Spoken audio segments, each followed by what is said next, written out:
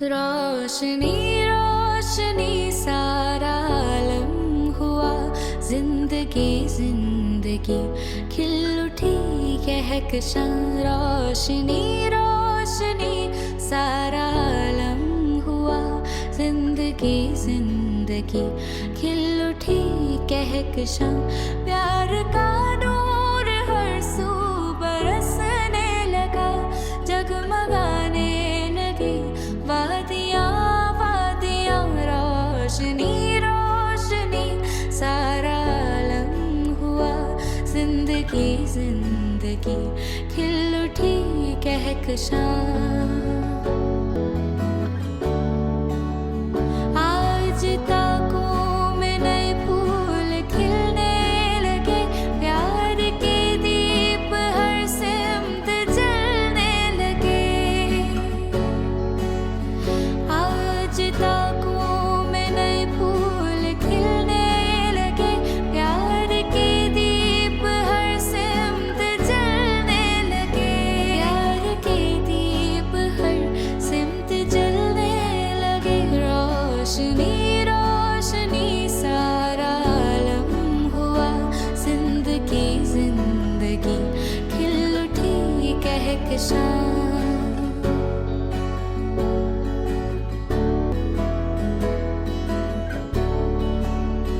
नासरी तेरे दम से बाहर आ गई, तेरी उल्फत की हर सू पुकार आ गई।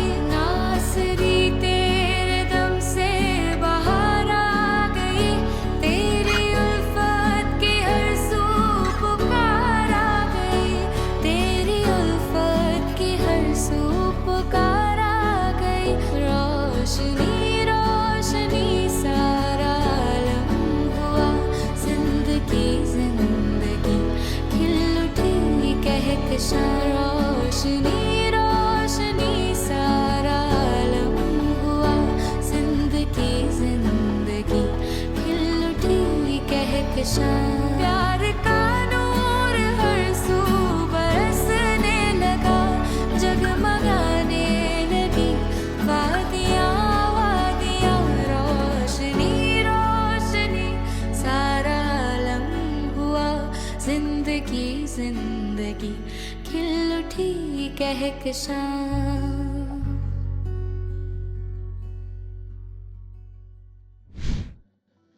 हेलो फ्रेंड्स, कहते हैं आपको खुशामदीद आपके अपने शो हवा की बेटी के सीजन 2 की इस एपिसोड में। उम्मीद करती हूँ कि आपको हमारे हाउस बैंड का आज का सॉन्ग बहुत पसंद आया होगा। मैं हूँ सादिया सैमसन। इस शो में हमारी मुलाकात होती है बहुत सारे मेहमानों से, खवातीन से आपको मिलवाते हैं जो कि हमारी ज़िंदगियों के लिए एक मोटिवेशन है, और कोशिश करते हैं कि जो स्ट्रगल्स और जो चैलेंजेस का उनको सामना रहा है, ना सिर्फ वो आपके साथ शेयर करें बल्कि उनको खैराज तहसीन भी पेश करें, उन्हें इनकरेज करें ताकि इस तरह के और लोग भी हमें मिलते रहे और हम उन्हें अपनी कम्युनिटी के सामने लेकर आते रहे।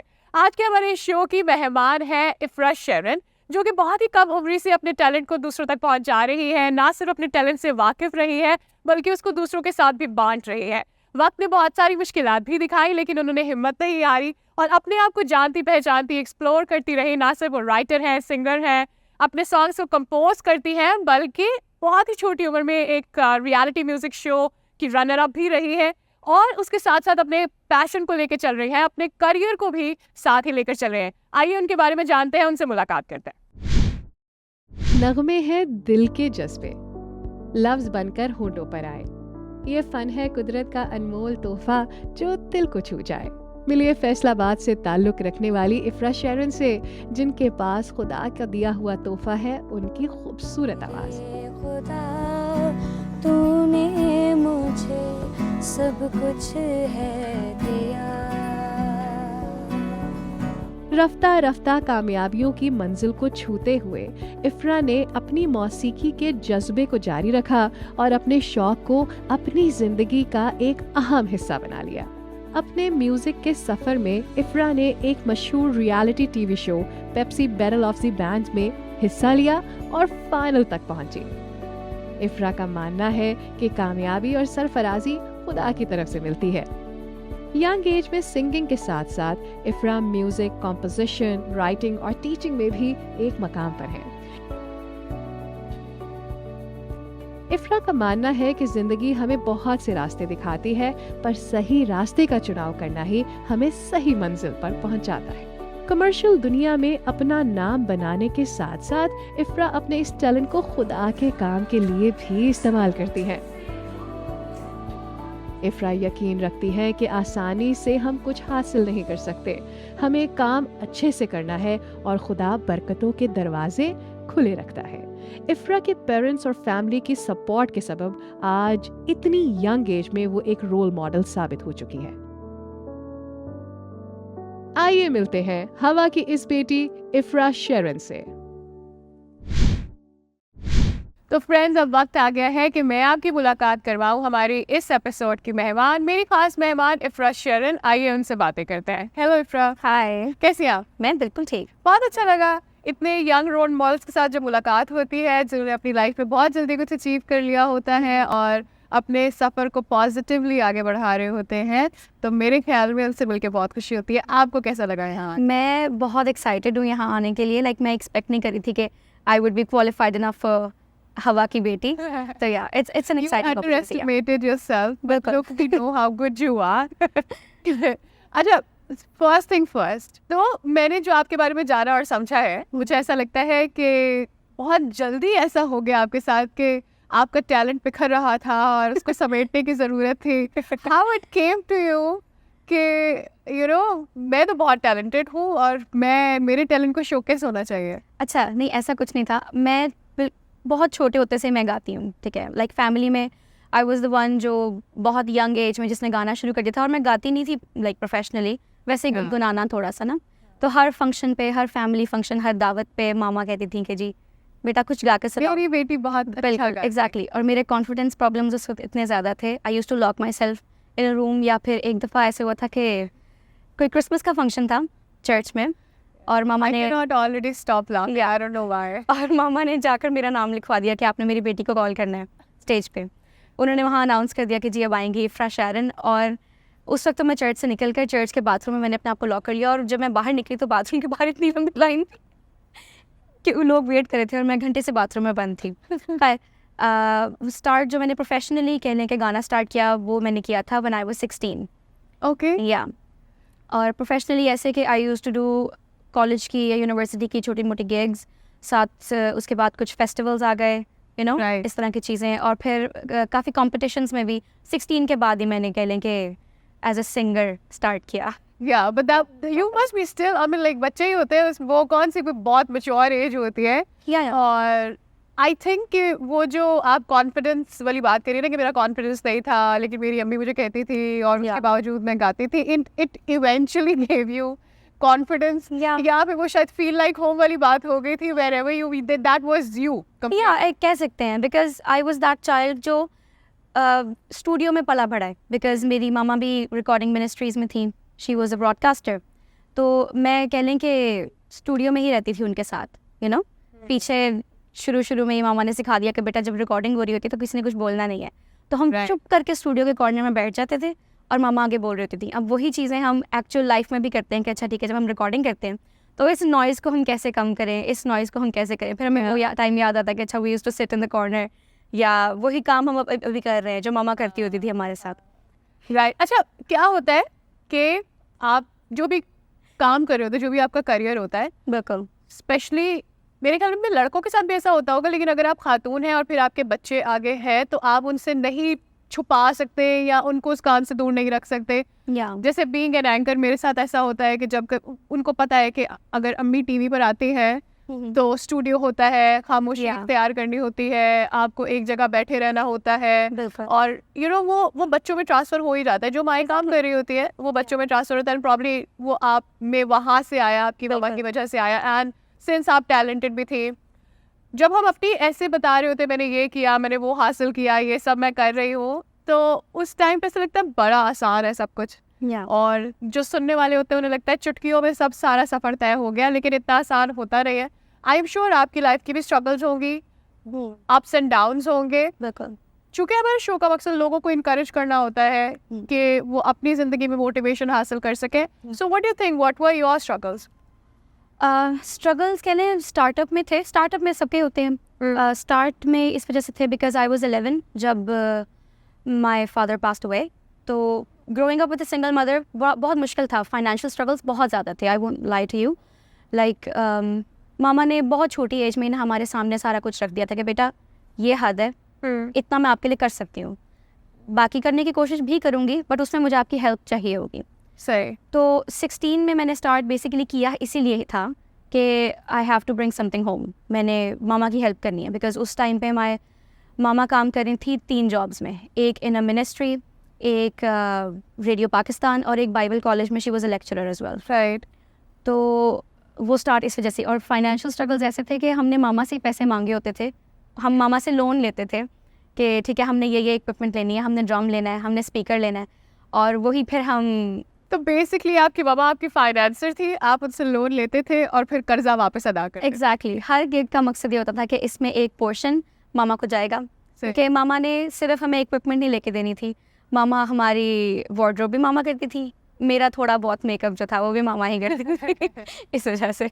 राइट. तो बेसिकली वो जो स्टार्टअप का मेरे ख्याल में विजन कह लें या जो और इनिशिएटिव था स्टार्टअप का, वो आपकी मामा ने आपको दिया था. या एग्जैक्ट कह सकते हैं. या राइट. तो Yeah. मेरे ख्याल में the best motivation in your life to go forward is your mom. Exactly. Yeah है ना. बिल्कुल. मुझे ऑलरेडी आई जस्ट होप मेरी उनसे मुलाकात हुई होती. एनीवेज, ये तो फाइनेंशियल स्ट्रगल आ गई कि how it was for you. लेकिन सिंस आई नो कि आप टीचिंग भी कर रहे हो और भी बहुत सारी मैनेज कर रहे हो चीज़ें, तो कब लगा कि ये मेरा करियर है, यानी जो म्यूज़िक है यही मेरा करियर है, इसी को मैंने आगे बढ़ाना है? और यू फील कि आप 2 चीज़ें 3 चीज़ें, बिकॉज जो यंग लोग होते हैं उनको ऐसा लगता है कि यार मैं फंस गई, मैं एक ही चीज़ कर रही हूँ, मुझे इससे आगे निकलना है, मुझे कुछ और भी करना है लाइफ में. राइट. तो कब ऐसा लगा कि आप और चीज़ें भी कर सकते हो, ये दोनों चीज़ें साथ भी चल सकती हैं और आप एक्सेलरेट कर सकती हैं? म्यूज़िक तो कह लें इट्स नॉट समथिंग जो मैंने जिस पे टाइम स्पेंड किया हो. ये बहुत नेचुरली आता है. यू नो, लाइक गाने की भी कभी मुझे एक फॉर्मल टीचिंग की या ट्रेनिंग की ज़रूरत नहीं पड़ी.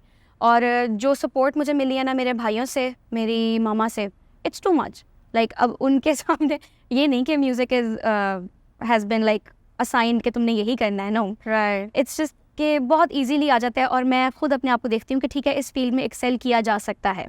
बाकी जो टीचिंग की बात है वो मैंने स्टार्ट की थी बिकॉज मैं बच्चों की कंपनी को एंजॉय करती हूँ बहुत ज़्यादा. यस. और उनके फेसेस पे वो एक ब्राइट सा जब उनके एक्सप्रेशन बनते हैं ना एक चीज़ को अकॉम्प्लिश करने के बाद, वो बहुत फुलफिलिंग होता है. Right. Yeah. I believe you're single. I am, yeah. Yeah, I'll ask this question when you are married. Then you'll be probably like बच्चे अपने अपने. Anyways, अपने टॉपिक में वापस आते हैं. You know, हमारी लाइफ में लोज एंड हाइज होते हैं. बिल्कुल. There comes a time जहाँ पर आपको लगता है कि ये जो मैंने खुदा का हाथ था मैं अब नहीं छोड़ना. आपका faith probably और strengthen होता है. बिल्कुल. What was that moment for you? वो मोमेंट के लिए स्टार्ट हुआ था जब आई स्टार्टेड राइटिंग बच्चों के गीत. Right. यस.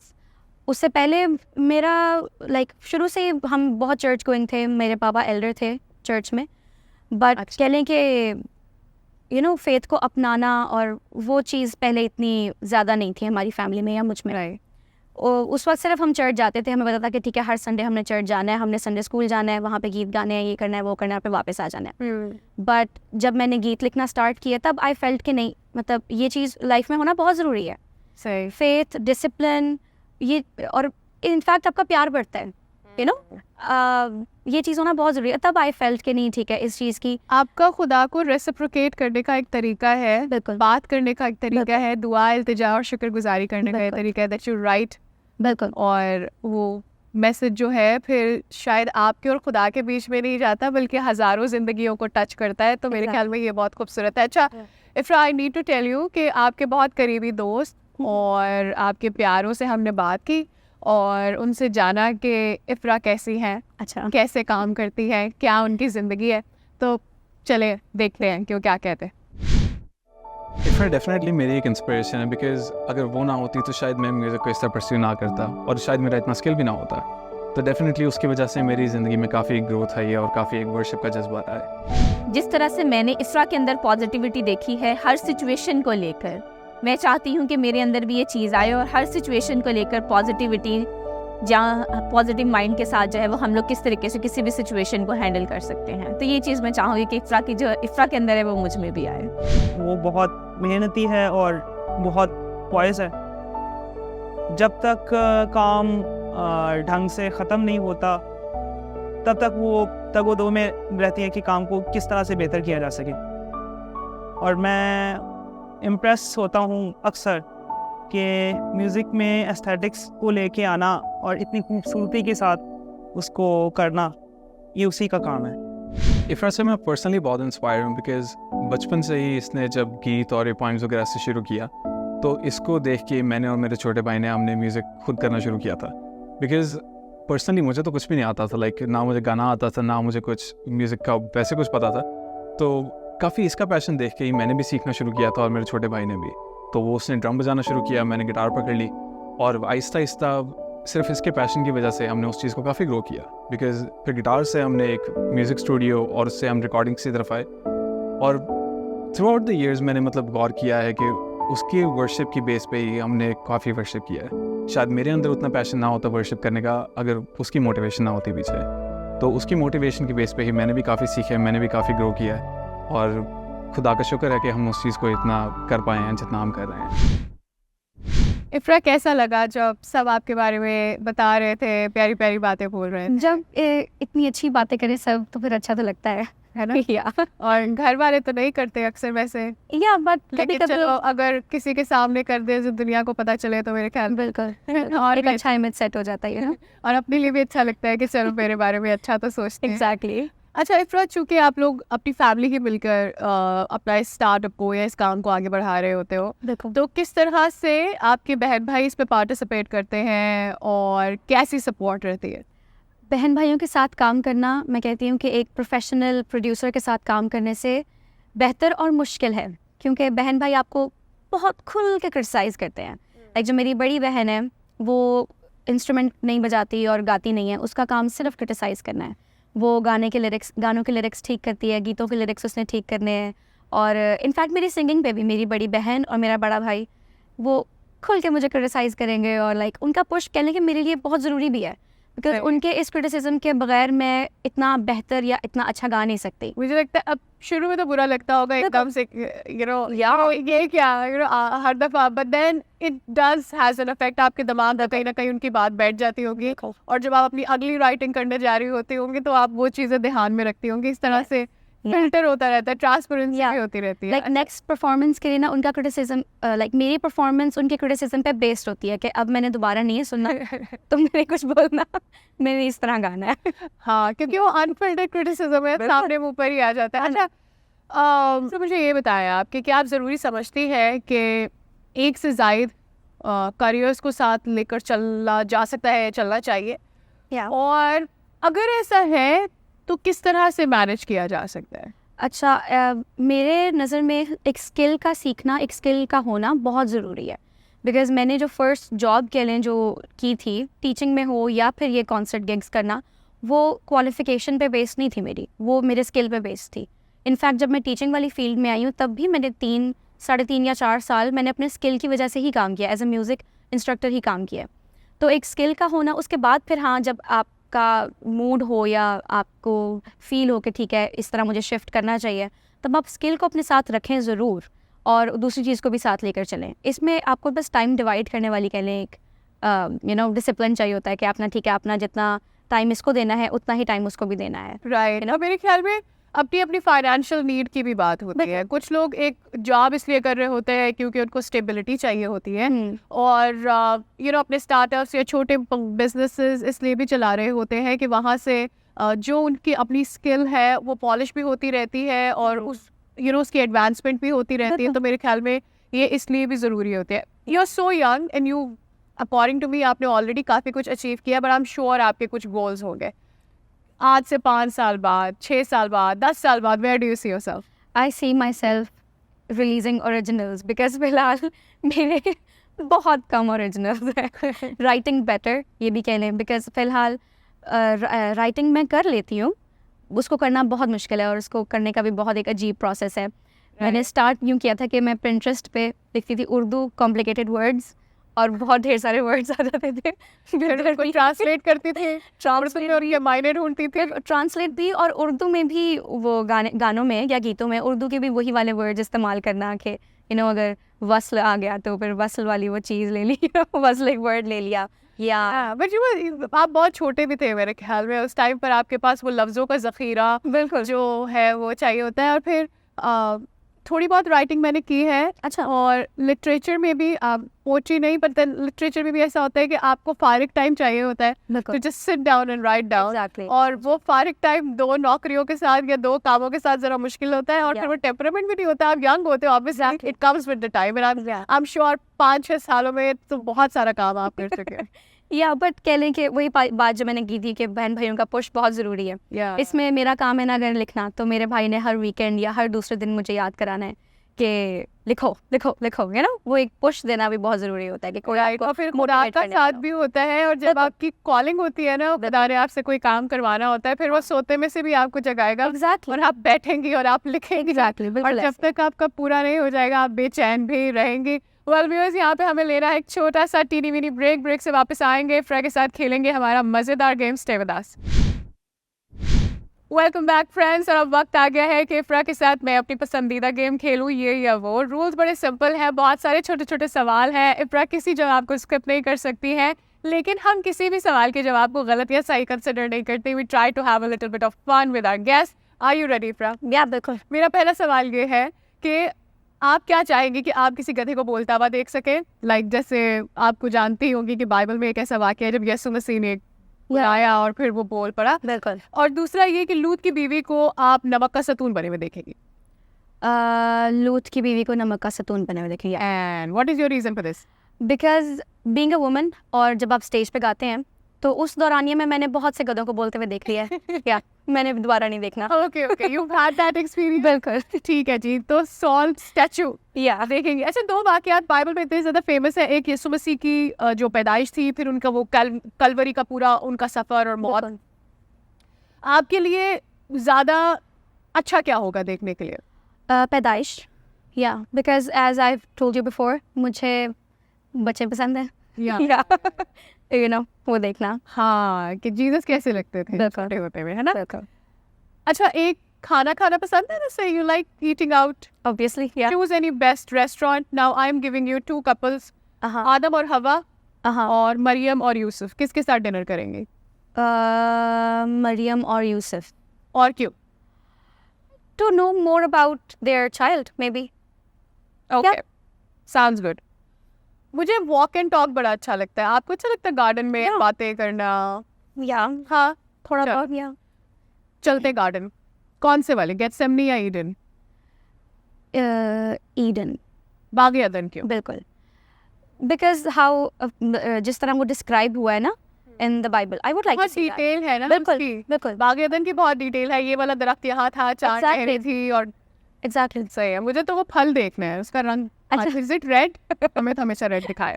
अच्छा, अब ये मुझे बताएं कि 40 साल बयाबान में या फिर 430 साल मिस्र में गुलामी।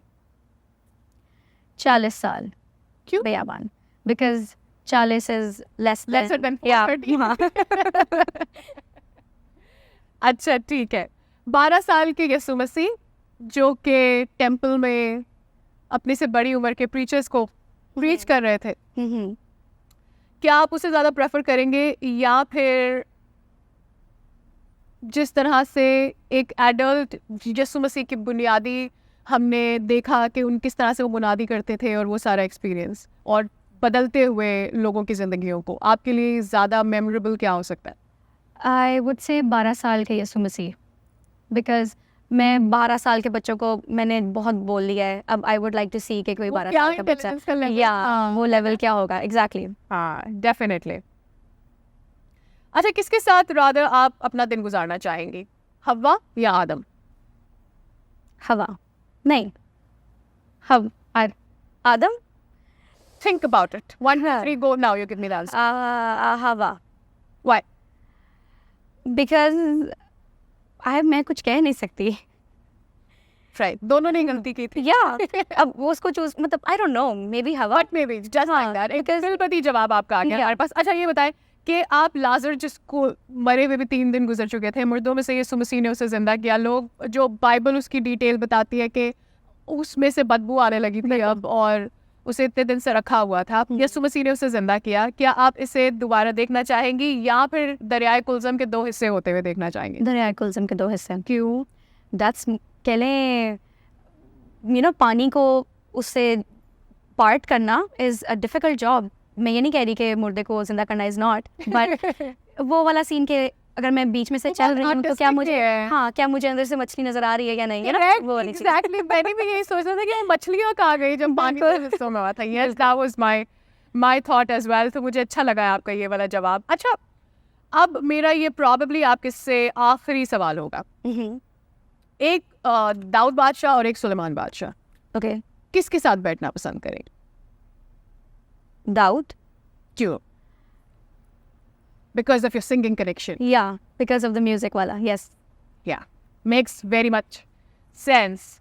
मुझे बहुत मजा आया आपके साथ ये गेम खेल कर। Did you enjoy? या बिल्कुल, एंड आई एम श्योर हमारे व्यूअर्स ने भी एंजॉय किया होगा। बहुत अच्छा लगता है कि आपके अंदर जो जॉय है, आई मीन स्ट्रगल्स तो हर एक की लाइफ में होती है, लेकिन अपने इनर जॉय को बरकरार रखना, अपनी अंदरूनी जो हमारी खुशी है उसे ज़ाहिरी तौर पर लोगों के साथ शेयर करना। So I am definitely very proud कि आप बहुत इंस्पिरेशनल हैं। Thank you, thank you. अच्छा, मेरा आखिरी सवाल आपसे ये है हाँ। कि हाइज एंड लोज हम सबकी लाइफ में होते हैं, उदासियाँ भी आती है, खुशियाँ भी आती है।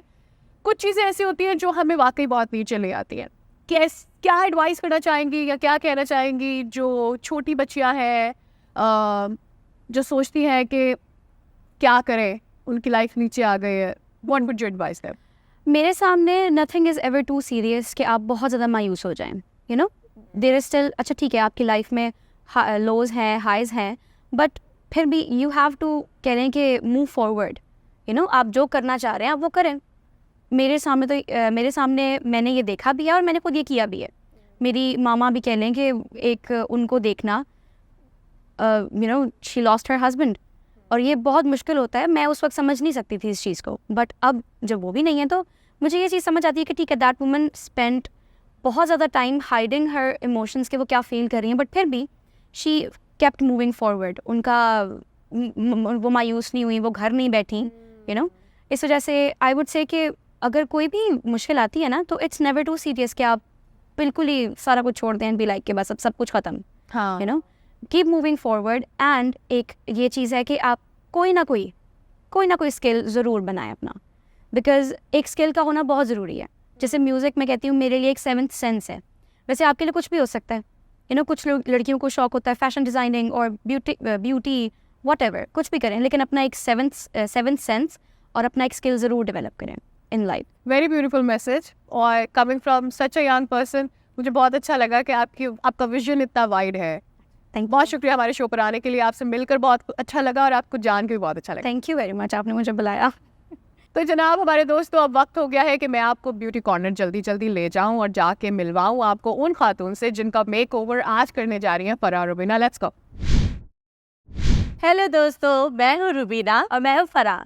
Welcome to beauty corner. कैसे आप सब? खुश होंगे, उम्मीद करती हूँ खैरियत से होंगे। और आज हम इनर और आउटर ब्यूटी के बारे में गपशप करेंगे, कुछ बातें करेंगे। हमारे साथ है फराह। तो फराह, कैसी आप? मैं बिल्कुल ठीक। फराह, क्या आपको लगता है कि आजकल के मुआशरे में गोरे रंग को खूबसूरती समझा जाता है? बिल्कुल, मैं बिल्कुल आपकी बात पे अग्री करती हूँ, क्योंकि आजकल देखा जाता है हर तरह से लोग गोरे रंग को ही प्रमोट कर रहे होते हैं। टीवी में हो गया, हर जगह। अगर सैलून्स में भी काफ़ी सारी लड़कियां आती हैं जिनको ये होता है कि हमारा रंग थोड़ा गोरा होना चाहिए। आजकल तो ड्रिप्स लोग लगवाते हैं ताकि थोड़ा फेयर कलर हो। लेकिन मैं देखती हूँ कि जिनके पास ये अवेलेबिलिटी नहीं है, जो अफोर्ड नहीं कर सकते, तो उन लोगों के लिए बहुत मुश्किल हो जाती है। जिस तरह से काफ़ी लोगों के रिश्ते रिजेक्ट हो जाते हैं। लोग आते हैं और कहते हैं कि इनका रंग काला है तो हम नहीं करना चाहते। तो ये जो मुश्किलात हैं बहुत सारी लोगों को फेस करनी पड़ रही हैं। बिल्कुल, आप ठीक कह रही हैं, मैं एग्री करती हूँ। क्योंकि मेरी एक फ्रेंड है, तो उनके साथ ऐसा हुआ कि उनके लिए 2 या 3 रिश्ते आए और लड़के की मदर ने बोला कि नहीं, लड़की सांवली है। तो दोस्तों, क्या आपको लगता है कि हमें इस एक वजह से दूसरों के दिल को इस तरह तोड़ना चाहिए? क्योंकि खुदा ने हमें खूबसूरत बनाया है तो हमें खूबसूरती को जज करना चाहिए, ना कि रंग को। जी फरा, तो देखते हैं कि आज आप किसका मेकओवर कर रही हैं। जी रुबीना, आज हमारे साथ आए हैं मीरब, उनका हम मेकओवर करेंगे। वो मुझे अपनी स्टोरी सुना रही थी कि किस तरह लोग उनको बुली करते हैं, कि उनका कलर के बारे में लेके रिश्तेदार और स्कूल में, कॉलेज में किस तरह से वो बुली होती आई हैं, और उनको लगता है कि शायद यही उनकी लाइफ है और वो कुछ कर नहीं सकती। अपने रंग को लेके उनको लगता है शायद मैं हर वक्त बैकग्राउंड में रहती हूँ, फ्रंट पे नहीं आ सकती।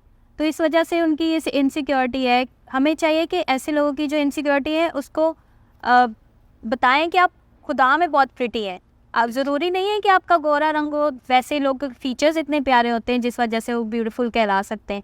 तो आज हम देखेंगे उनकी जो खुद की खूबसूरती है उसको ही और संवारेंगे। बेशक, तो चले देखते हैं कि आज आप क्या दिखाना चाह रही है ऑडियंस को, क्योंकि ऑडियंस और मैं बहुत एक्साइटेड है कि क्या मेकओवर होने वाला है। जी बिल्कुल, चले चलते हैं मीरब के मेकओवर के लिए। सबसे पहले हमने इनके बालों पे फोकस किया और इनके बालों में केराटिन ट्रीटमेंट का प्रोसेस शुरू किया। जैसा कि यहाँ का वेदर है उससे हमारे बाल काफी फ्रिजी हो जाते हैं और डेली लाइफ में उनको मैनेज करना बहुत डिफिकल्ट हो जाता है। आपके बाल स्मूथ, सिल्की और मैनेजेबल रहें, इसके लिए केराटिन ट्रीटमेंट बेस्ट ऑप्शन है। इसके साथ साथ हमने इनका मेकअप स्टार्ट किया और इनके स्किन टोन के हिसाब से करेक्ट फाउंडेशन शेड अप्लाई किया। फाउंडेशन का शेड गलत अप्लाई करने से हमारी स्किन टोन डल और ग्रे लगती है, जो कि बिल्कुल भी अच्छी नहीं लगती। आई मेकअप और ब्लश हमने एवरीडे लुक के हिसाब से सॉफ्ट रखा और लिप कलर ऐड करने के बाद ये रहा इनका फाइनल लुक।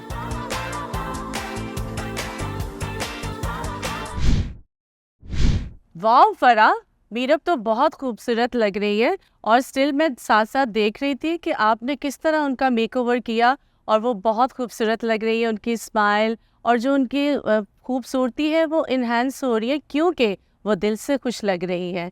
लेकिन दोस्तों, हमें हमेशा अपनी आउटर ब्यूटी को इन्हेंस करने के साथ साथ अपनी इनर ब्यूटी को भी देखना चाहिए कि हमारी जो इनर ब्यूटी है वो हमारे लिए ज़्यादा ज़रूरी है, क्योंकि खुदा ने हमारे अंदर ऐसी एबिलिटीज़ और ऐसी क्वालिटीज़ रखी है कि जो हमें और खूबसूरत बनाती हैं।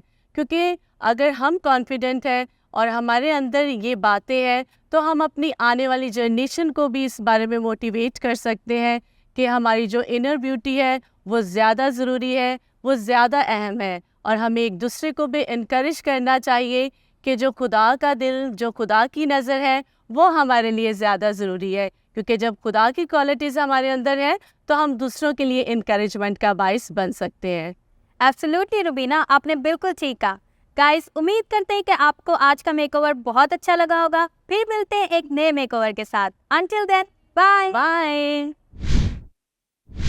थैंक यू फरा और रुबीना इस खूबसूरत से मेकओवर का। और मीरब, आई एम श्योर अब आपको अच्छा लग रहा होगा अपने मेकओवर के बाद। मुझे भी बहुत अच्छा लग रहा है आपको देखकर। हम ये जानते हैं कि खुदा किस तरह से हमें अपनी आंख की पुतली की तरह करीब रखता है और किस तरह से उसने हमारे चेहरे अपनी हथेलियों पे खोद रखे हैं। हम उसके इतने करीब हैं क्योंकि हमसे इतना प्यार करता है। और मुझे ऐसा लगता है कि हमारी जो असल खूबसूरती है वो हमारा खुदा के साथ वो कनेक्शन है जिससे हम उससे रेसिप्रोकेट करते हैं। इसी के साथ ही हमारे शो का वक्त भी हो गया ख़त्म। जाते जाते हमारे हाउस बैंड का ये सॉन्ग सुनना नहीं भूलेगा। मेरी तरफ से बाय बाय।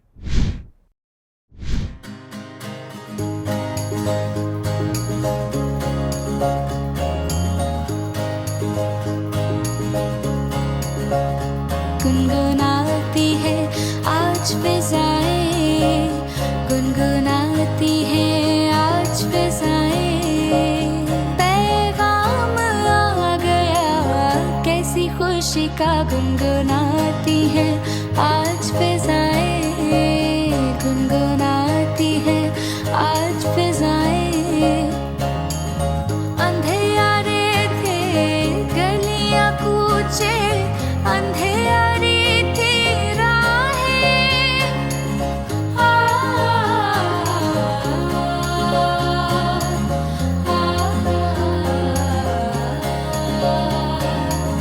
अंधेरे थे गलियां कूचे, अंधेरी थी राहें। चमका सितारा बैतुल हम पर जगमगाए, कौनो मका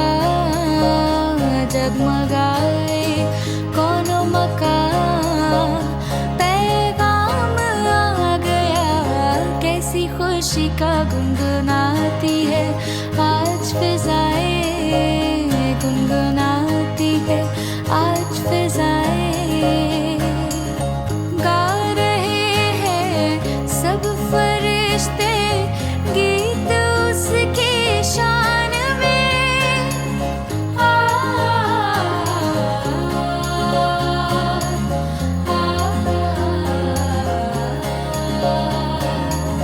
गा रहे हैं सब फरिश्ते गीत उसकी शान में।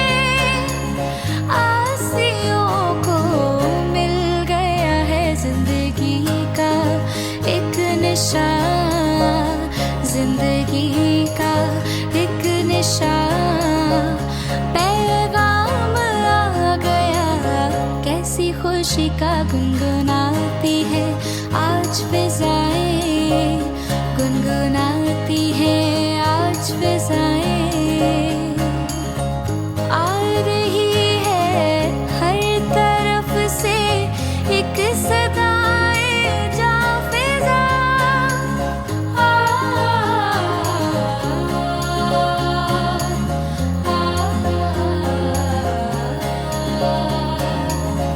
आ रही है हर तरफ से एक सदाएं जा फिजा। हो मुबारक दुनिया वालों आ गया है शाहे ज़मां, आ गया है शाहे ज़मां। पैगाम आ गया कैसी खुशी का गुनगुनाती है आज फिजाएं, गुनगुनाती है आज फिजाएं। पैगाम आ गया कैसी खुशी का गुनगुनाती है आज फिजाएं।